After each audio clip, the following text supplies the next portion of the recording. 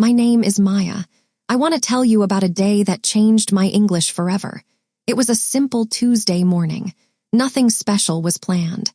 But sometimes, the most ordinary days become the most extraordinary ones. I was 23 years old. I lived in a big city where many people spoke English. But me, I was afraid to speak English. Very afraid. I understood some words. I could read simple sentences. But speaking, that was my biggest fear. Every morning I took the bus to work. The same bus, the same seat, the same quiet ride. I always sat in the back corner with my headphones on. I listened to music in my own language. I never talked to anyone. You see, I worked at a small office. My job was simple. I typed numbers into computers. I organized papers.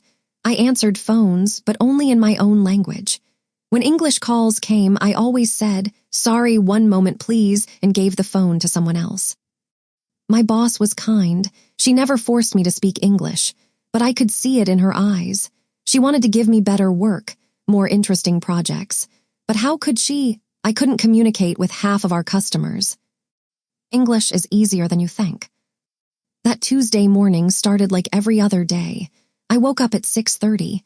I made coffee and toast. I put on my blue jacket and walked to the bus stop.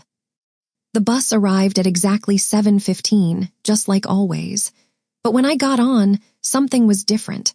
My usual seat in the back corner was taken. An old woman sat there. She had gray hair and kind eyes. She was reading a book, not just any book, an English book. I stood there for a moment, not sure what to do. All the other seats had people in them, except one, right next to the old woman. I took a deep breath and sat down next to her. She looked up from her book and smiled. "Good morning," she said in English. My heart started beating fast. She was talking to me, in English. Good morning," I whispered back. Just one step a day makes a big difference. She smiled wider. "Beautiful day, isn't it?"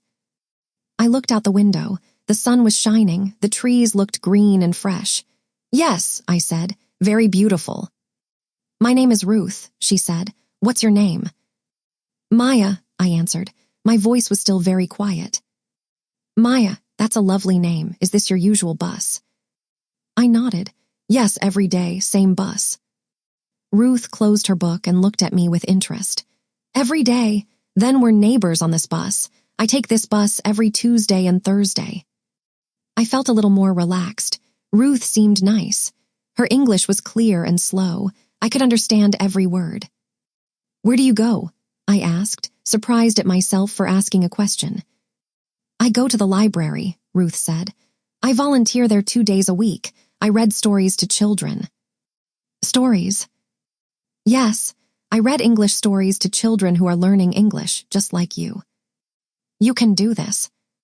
I felt my face get warm. "How do you know I'm learning English?" Ruth laughed gently.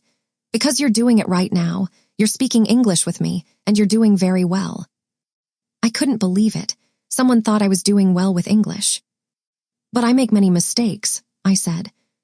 "We all make mistakes," Ruth said. "That's how we learn. I made thousands of mistakes when I learned my second language." "You speak another language?" "Spanish. I learned it when I was 40 years old, much older than you." This surprised me. I always thought you had to be young to learn languages.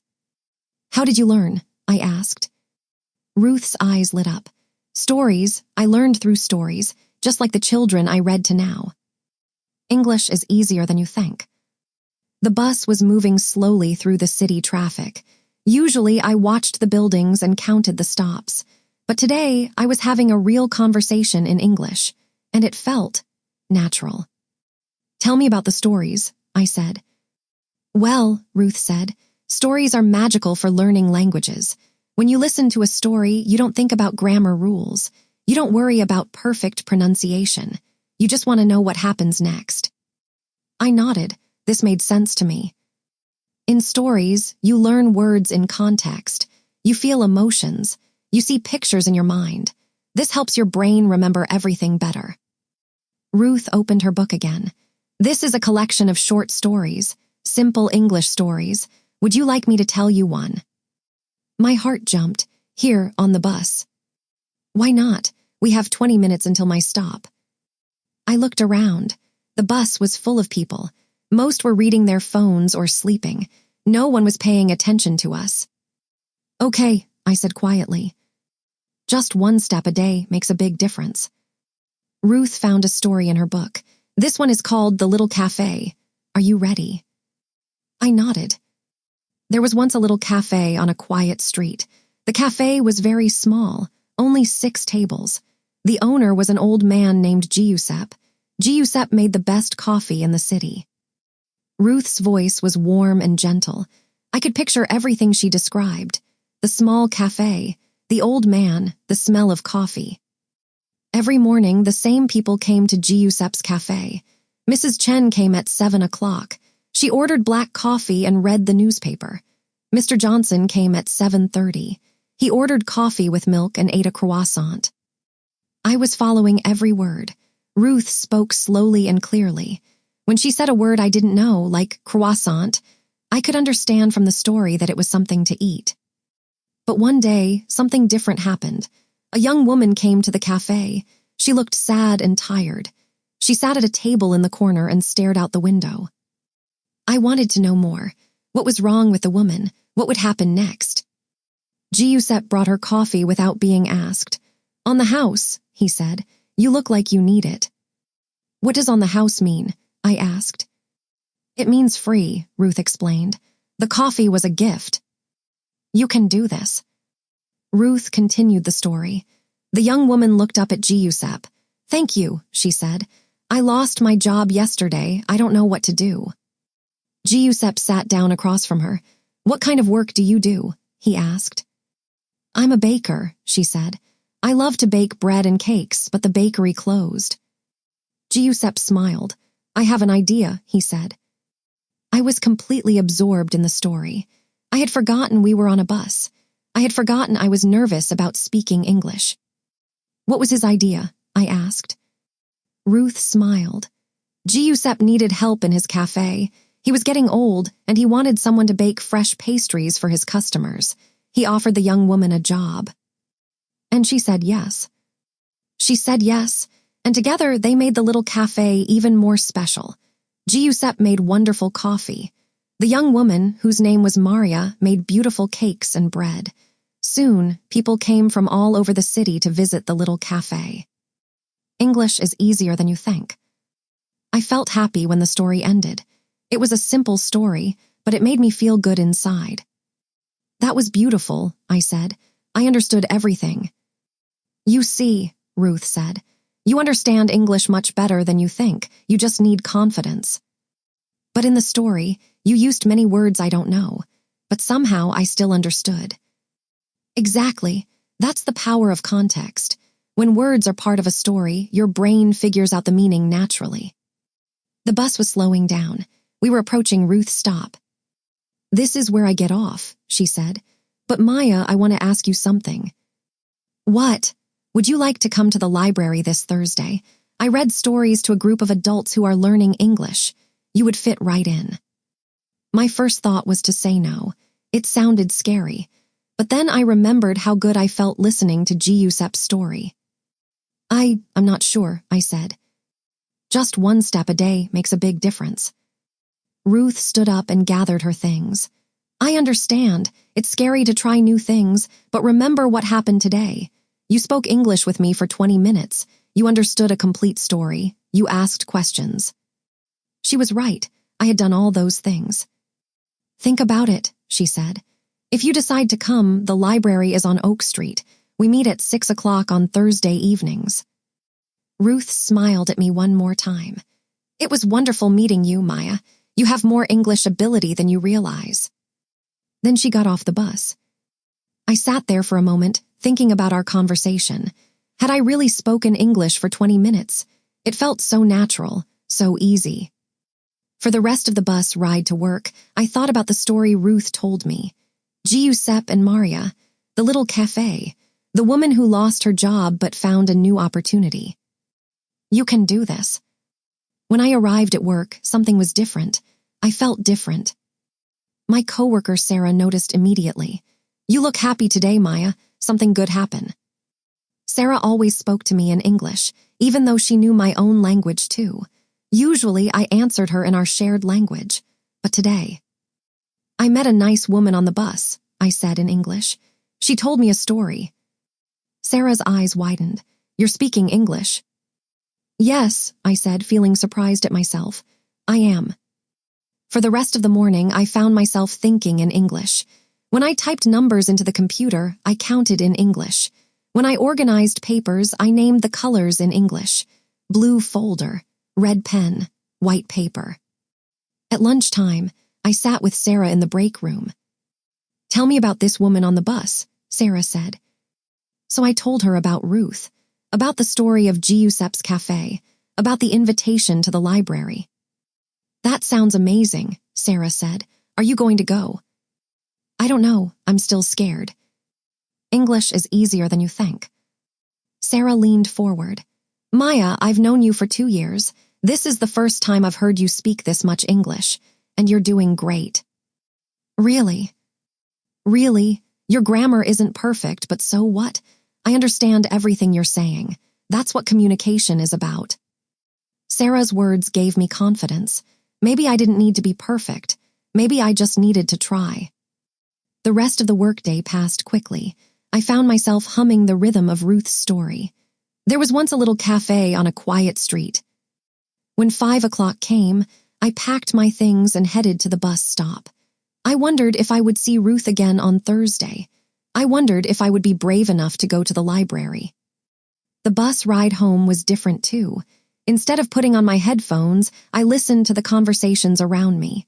People were speaking English and other languages. For the first time, I didn't feel like English was some impossible code. It was just people talking, just people sharing ideas and stories. Just one step a day makes a big difference. That evening at home, I did something I had never done before. I looked up English stories on the internet. I found a website with short stories for English learners. The first story I read was about a dog who learned to paint pictures. It sounds silly, but it was fun, and I understood most of it. The second story was about 2 friends who started a garden together. Again, I could follow the whole story. I realized Ruth was right. Stories made English learning feel natural. I wasn't studying grammar rules or memorizing vocabulary lists.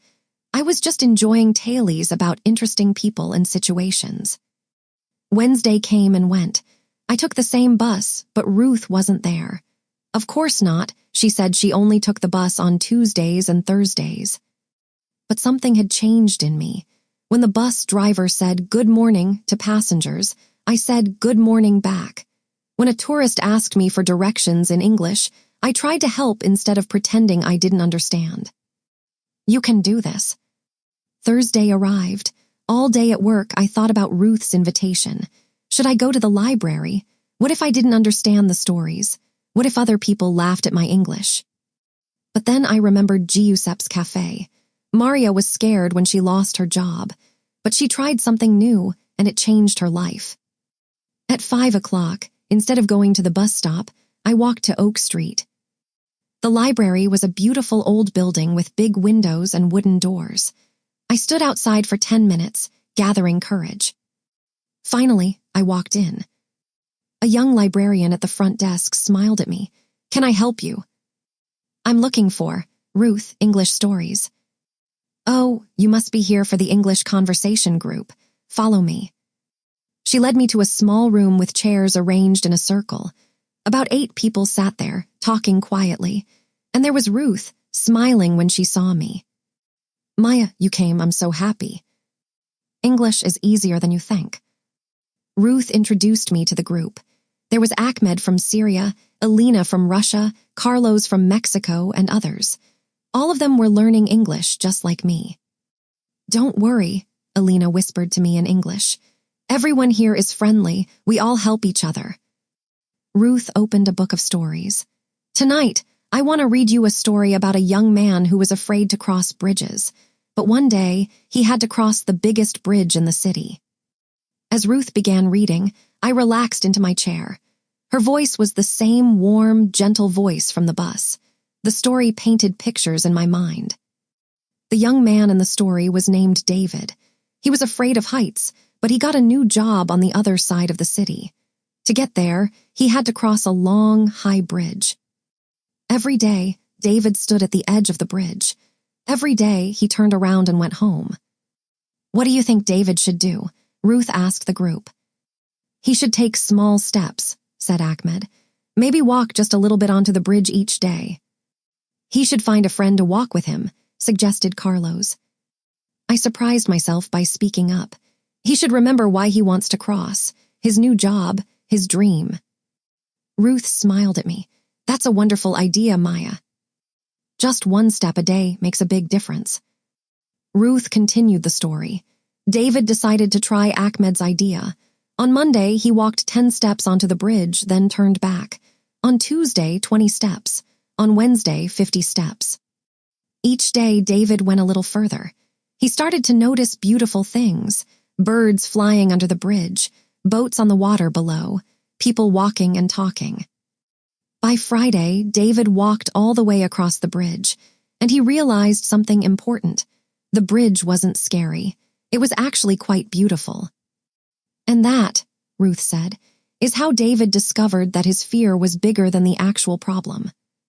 After the story, we talked about it. Everyone shared their thoughts in English.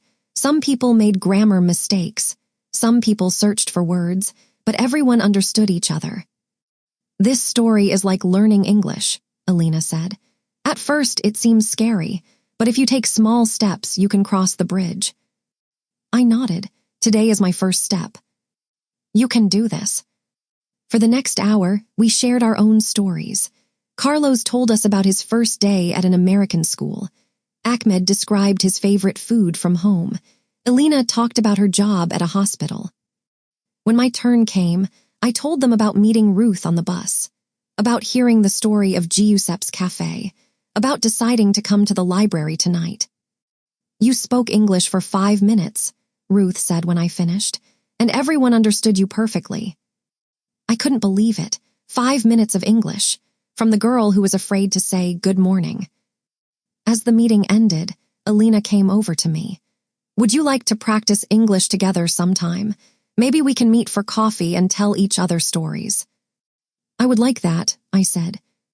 Carlos and Ahmed also wanted to exchange contact information. "We can start a group chat in English," Ahmed suggested. "We can practice writing too." English is easier than you think. On the bus ride home, I thought about everything that had happened. 2 days ago, I was afraid to speak English. Tonight, I told a 5-minute story to a group of strangers. What had changed? I started thinking in stories instead of rules. I started focusing on communication instead of perfection. I started seeing English as a bridge to new friends, not a wall keeping me trapped. The next morning, Friday, I woke up excited. I had plans to meet Alina for coffee on Saturday. I had a group chat with new friends. I had stories to read and share. At work, my boss noticed the change immediately. "Maya, you seem more confident lately. Would you be interested in taking on some new responsibilities? Some of our clients prefer to communicate in English." 6 months ago, this question would have terrified me. Today, I smiled and said, "Yes, I think I'm ready." You can do this. Over the following weeks, my life changed in ways I never expected. I started taking English-speaking clients at work. My boss was impressed with my progress and gave me a promotion. Alina and I became good friends. We met every Saturday for coffee and stories. Sometimes Carlos and Ahmed joined us. We created our own little English conversation group. I continued going to Ruth's library sessions every Thursday. Ruth became like a grandmother to me. She always had new stories to share and wise advice to give. One Thursday evening, Ruth made an announcement. "I have exciting news. The library wants to start a new program. English learners teaching English learners. Maya, would you be interested in helping new students the way I helped you?" Me, teaching English. 3 months ago, I couldn't order coffee in English. Now Ruth wanted me to help other people. I don't know if I'm good enough," I said. "Maya," Ruth said gently, "you crossed your bridge. Now you can help others cross theirs." Just one step a day makes a big difference. I thought about David from the story, about Giuseppe and Maria, about all the characters in all the stories that had taught me English naturally. Okay, I said, I'll try. The following week, I met my first student. Her name was Priya. She was from India and had just moved to the city. She was afraid to speak English, just like I used to be. I understand some words, Priya said quietly, but speaking is so scary. I smiled, remembering saying the exact same thing to Ruth on the bus. Let me tell you a story, I said. There was once a little cafe on a quiet street. As I told Priya the story of Giuseppe and Maria, I watched her face light up. She understood. She was engaged. She forgot to be scared. That was beautiful, Priya said when I finished. I understood everything. You see, I said, you understand English much better than you think. English is easier than you think. Now, 1 year later, I have a different life. I speak English confidently at work. I have friends from many countries. I help new English learners at the library every week. But most importantly, I learned something valuable about myself. I learned that I was braver than I thought. I learned that small steps lead to big changes. I learned that stories connect all people, no matter what language they speak. Sometimes, when I take the bus, I sit in the back corner where I met Ruth. I think about that Tuesday morning that changed everything. I think about how one conversation, one story, one moment of courage can change a person's entire life. And now, when I see someone sitting quietly on the bus, looking nervous or shy, I smile at them. Sometimes I say hello. Sometimes I share a story. You can do this.